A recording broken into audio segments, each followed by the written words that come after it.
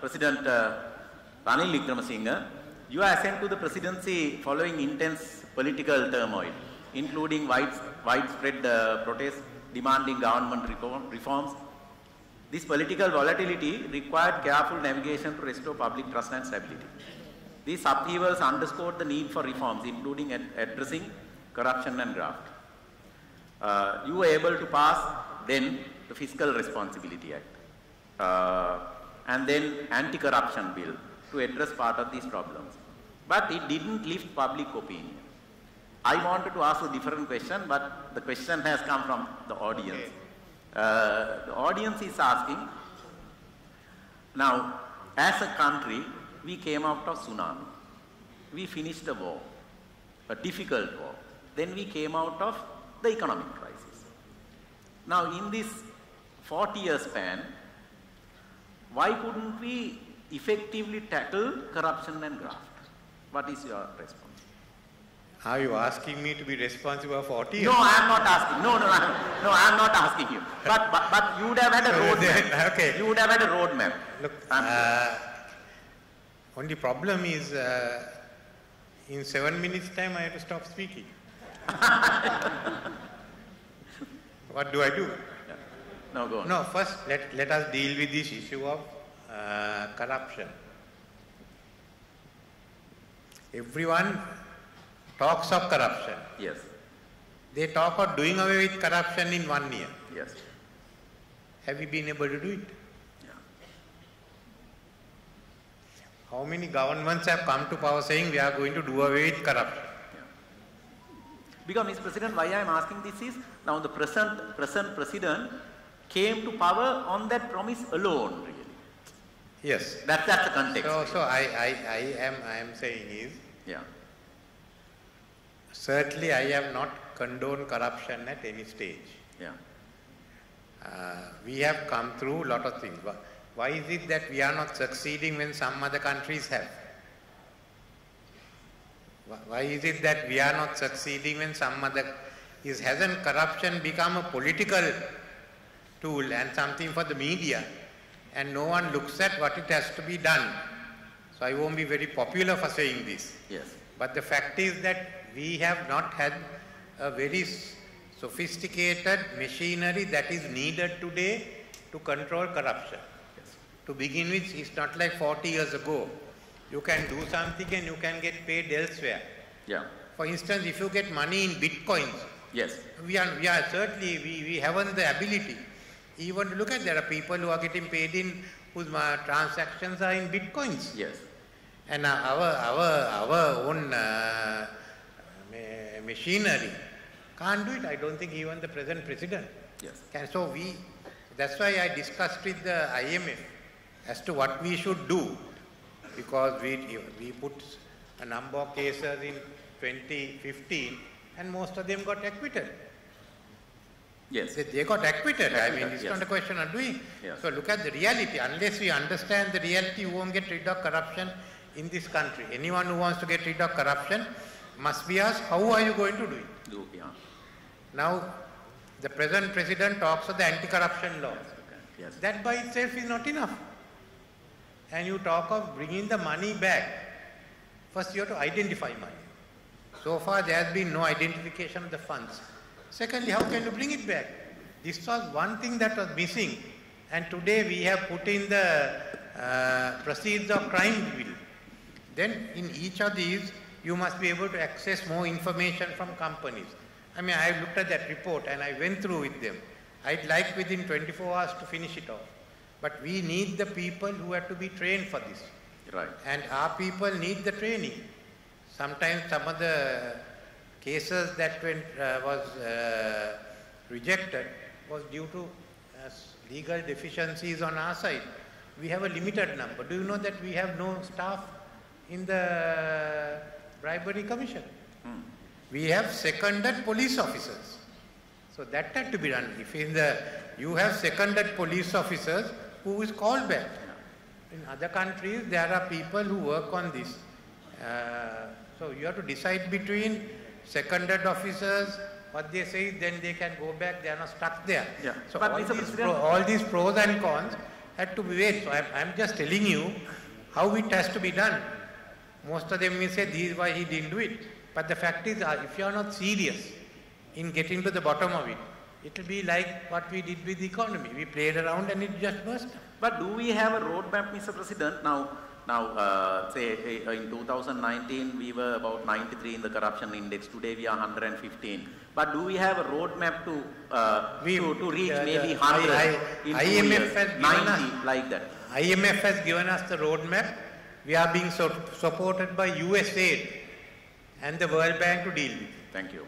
So it's going to be time. I mean, most of you will not agree with me. But if you want to do it off, you have to take and do it. But it means you should not tolerate it. Tolerate it, yes. And certainly where it has come, you should not go to protect them. Yes. Let them, if they are innocent, certainly let them come out and prove that fact. The prosecution won't be able to establish it. But the fact is, whatever you say, you won't, I mean, basically, until you at least pass the Proceeds of Crime Bill, technically you won't have the power even to bring back anything. And it's a very sophisticated thing, no? Yes. Today people have relations abroad. Yes. You have half your family living abroad, half your family living here. Yes. And money moves around quickly. Yes. How on earth do you know what's happening? It's not only our problem. All these countries have this same issue. So another one, then corruption is at the other level. Where to get a building permit, you have to do that. So one part of it is to ensure that people's incomes are good. Countries have done it and Sri Lanka can do it. But we must know the reality and work on it. Yeah. Thank you. If I could have one word. Yeah, one word, yes. One into a few words. Sorry. We actually, my government brought in not only laws, institutions and systems and procedures to control corruption. And I must say corruption was controlled to a great extent. We were not able to stop it, but it was controlled to a great extent. All the big tenders, we didn't allow people to take money on it. So with the systems and procedures working properly, with, as you said, Mahendra, with honest people at the top, and especially in the crucial places, the finance ministry, the obvious president and the prime minister, President Sri Lanka, and so many other serious, the important positions, and the laws, systems and procedures, and the practice, and of course, the ethics, people with the right kind of ethics, you can control it. And I just want to remind you one thing, that we did find hidden money in 2015. The young son of a certain leader, we found that he had hidden $1,000 million in a bank in Dubai. You know it. And we couldn't bring it back. Let's not go there. Yes, I know it. Okay, we couldn't bring it back for certain reasons because we didn't have the laws. And let's hope that the laws that you brought in will help. But we found it.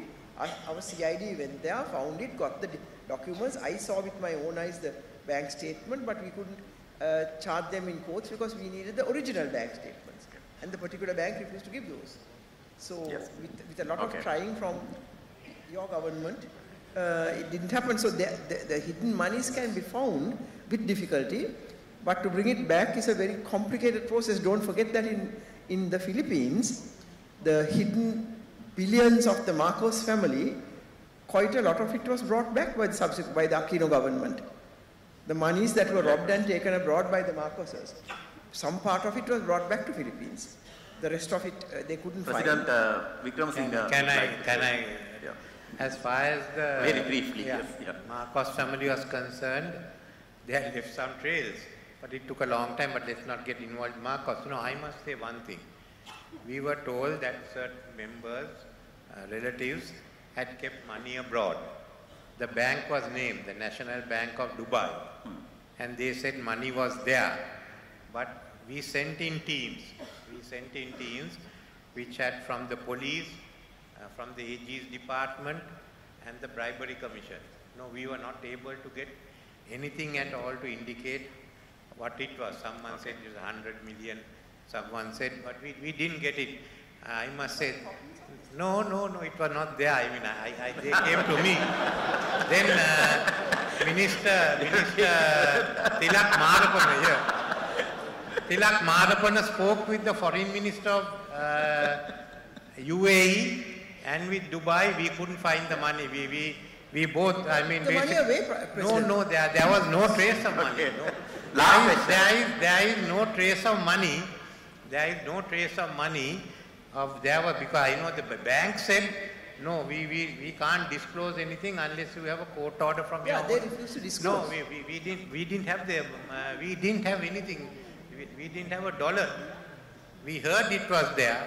We went there. We have sent teams to Europe. We have sent teams to Hong Kong. We sent teams to Singapore on that MIG case. But there was nothing that came on it. No evidence, yeah. And now let people to challenge and say, prove that we have the money abroad. Thank you. And the one on Uganda, I think that person is withdrawing that. The allegation. ඇත්තටම දැන් නම් වෙලා හුඟක් පහු වෙලා තියෙන්නේ මෛත්‍රීපාල ජනාධිපතිතුමාට ඇත්ත තව ක්වෙස්චන් රවුන්ඩ් එකක් තිබුණා හැබැයි අපිට වෙලා නැහැ ජනාධිපතිතුමනි මං හිතන්නේ මේ වගේ වැඩසටහනක් කරන්න මේ වරලක් ජනකාධිකාරී ආයතනය පෙළඹෙනකොට මට හිතෙනවා වරලක් ජනකාධිකාරී ආයතනයේට තියෙනවා පොඩි පසුතැවිල්ලක් කියලා. ඒ පසුතැවිල්ල තමයි ලංකාවේ තියෙන සමාගම් වලින් 50%ක ප්‍රධාන විධායක නිලධාරියෝ ඉන්නේ ගණකාධිකාරීවරු. හැබැයි වරලක් ජනකාධිකාරී ආයතනයේට තියෙන පසුතැවිල්ල තමයි වරලක් ජනකාධිකාරීවරයෙක් එහෙම නැත්නම් ගණකාධිකාරීවරයෙක්ව මේ රටේ ජනාධිපති කරන්න බැරි වෙච්ච එක. එතකොට මෙතන ඉන්නවා නම් මේ රටේ ජනාධිපති වෙන්න ඕනයි කියලා හිතන එක්කෙනෙක්. එයාට දෙන ඇඩ්වයිස් එක මොකක්ද? එයාට දෙන උපදෙස් මොකක්ද?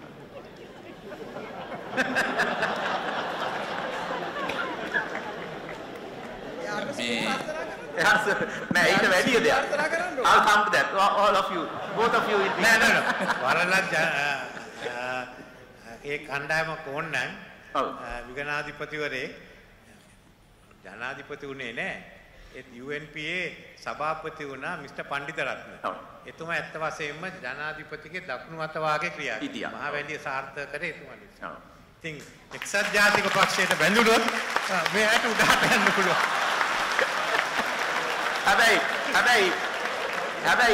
හැබැයි කම්පැනි එකක CEO කෙනෙක් වෙන්න පුළුවන් නම් ඇයි රටේ CEO කෙනෙක් වෙන්න බැරි?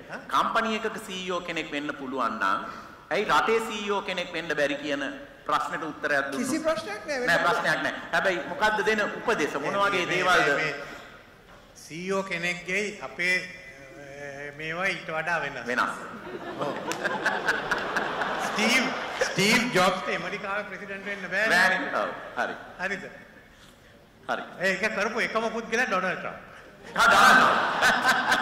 ඔබතුමාගේ අදහසක් තියෙනවද මේ ගැන? ඔව් දැන් මේකයි. දැන් ඔබතුමා කිව්වට මේ ඉන්න කවුරුවත් ආවේ නැහැනේ මේ. ඒක තමයි. ඉතින් ආවම අපි එපා කියනවාද? අපි එපා කියන්නේ නැහැ. කවුරුත් එපා කියන්නේ. ඒක නිසා මේ මම ප්‍රාර්ථනා කරනවා අනාගතයේදී ඔබතුමාලගේ වරලක් ගණකාධිකාරීවරයෙක් මේ රටේ රාජ්‍ය නායකයා වේවා කියලා.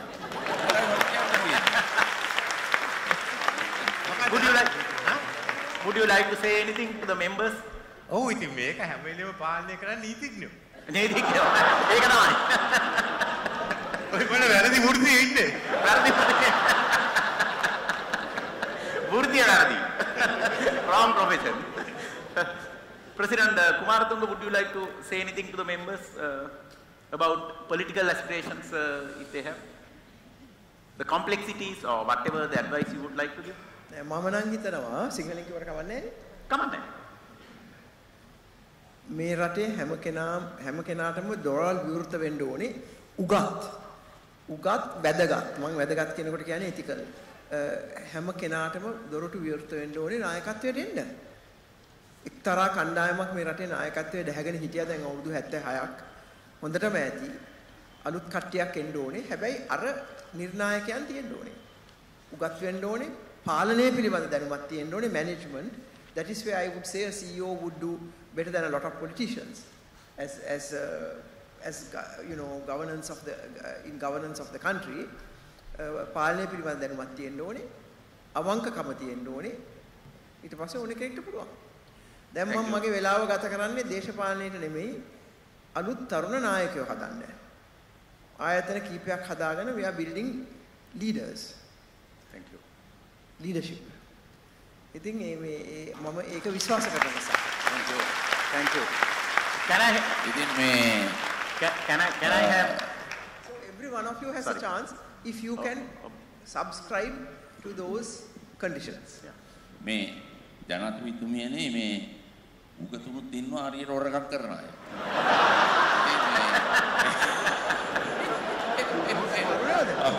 මට ඒක ඇහුන්නේ නැහැ.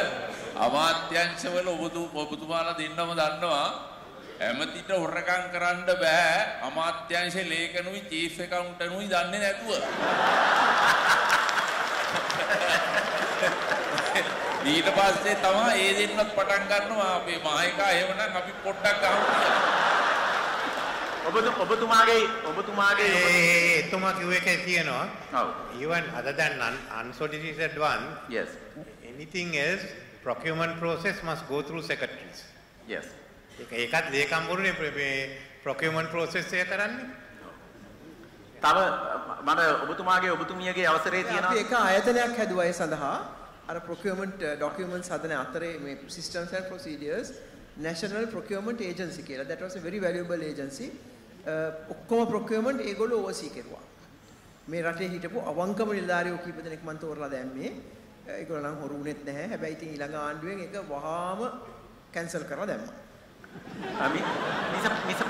Mr. President and Mrs. President, can I have your permission to ask the last minute question from President Sirisena? මේක ඇත්තටම මේ ටිකක් දේශපාලන ප්‍රශ්නයක් ඔඩියන්ස් එකෙන් එන ප්‍රශ්නයක්. ඔබතුමාගේ කාලේ මේකේ එසෙන්ස් එක තමයි ඔබතුමාගේ කාලේ එනම් 2018 වර්ෂයේදී රටේ ව්‍යවස්ථා අර්බුදයක් ඇති වුණා. ඒක ඇති වුණේ ඔබතුමා ඒ වකට හිටපු මහින්ද රාජපක්ෂ මහත්මයාව අගමැති කරලා ඒක ශ්‍රේෂ්ඨ අධිකරණය නීති විරෝධී කියලා කිව්වා. ඊට පස්සේ ඒකෙන් ඇත්තටම මම මේ ප්‍රශ්න කියන එක්කෙනා කියනවා තරුණ පරම්පරාව ආයිත් විශ්වාසයේ යම්කිසි දුරකට පළුදුනා කියලා ප්‍රජාතන්ත්‍රවාදී ආයතන ගැන ලංකාවේ.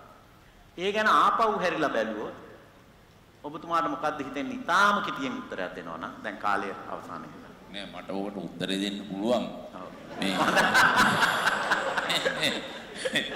රනිල් වික්‍රමසිංහතුමා මේ දැන් මෙච්චර හොඳට අපි කතා බහ කර ඉඳලා මාත් එක්ක තරහ වීදි දන්නේ නැහැ. මේ ඉතින් තරහ වෙන්නේ නැහැ. ඒක නිසා මේ ඕන කෙනෙකුට උද්දලිකව මාව හම්බුනොත් thank you මං හිතන්නේ ඒක සාධාරණ උත්තරයක්.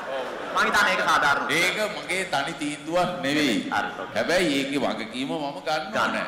හැබැයි රාජ්‍ය නායකයෙක් වුණා මම ඒකයි කිව්වේ බොහෝ අය හිතනවට වඩා සංකීර්ණයි. එයාට නොයෙකුත් ප්‍රශ්න වලට මුහුණ දෙන්න වෙනවා. ඒකයි ජාතික වශයෙන් අන්තර්ජාතික වශයෙන් අභ්‍යන්තර වශයෙන් රාජ්‍ය පාලනය තුල. දැන් ඒකනේ දැන් අපි ගත්තොත් අපේ ඉතිහාසයේ ලංකාවේ මල්ලි අයියා රජ කරනවා නම් අයියාව මරලා පාලනය කරනවා.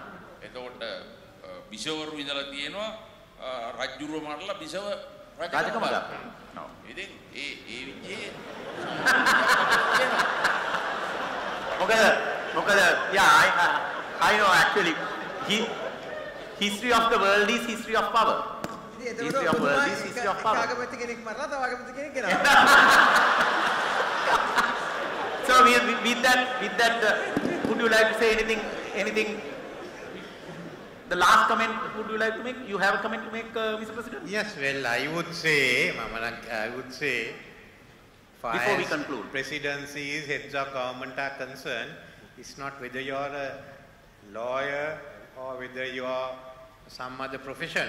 Yeah. It is basically how do you know, how can you give leadership? Yeah. It's partly strength. It is partly shrewdness. Yes. It's partly maneuvering. Yeah. If we talk of all this, remember this, that our first Prime Minister D.S. Nak hadn't even passed 8th standard. Yeah. You know, there are 3 brothers, F.R. who was a lawyer, who became a lawyer, and D.C. who became a doctor or something, another D.C., and then D.S. They were all educated at St. Thomas's. One day the father asked them, how are you doing in school? F.R. said, I am the first. D.C. said, I am the second in class. D.S. said, I am the third in class. So sometime later he dropped in at St. Thomas's, that was in Mutward. And he went to F.R.'s class, there was about 12 students, and he was there. Then he went to D.C.'s class, there were about 8 students. And he asked the 8, he said, the master said, no, there are 2 more who haven't come. Then he went to D.S.'s class, there were only 3 students. So he asked and said, he is only 3. Thank you. So D.S. is the man who knew how to make it. Thank you, thank you. So with that, we bring this session to a close. I am sure the presidents here deserve a standing ovation. Please.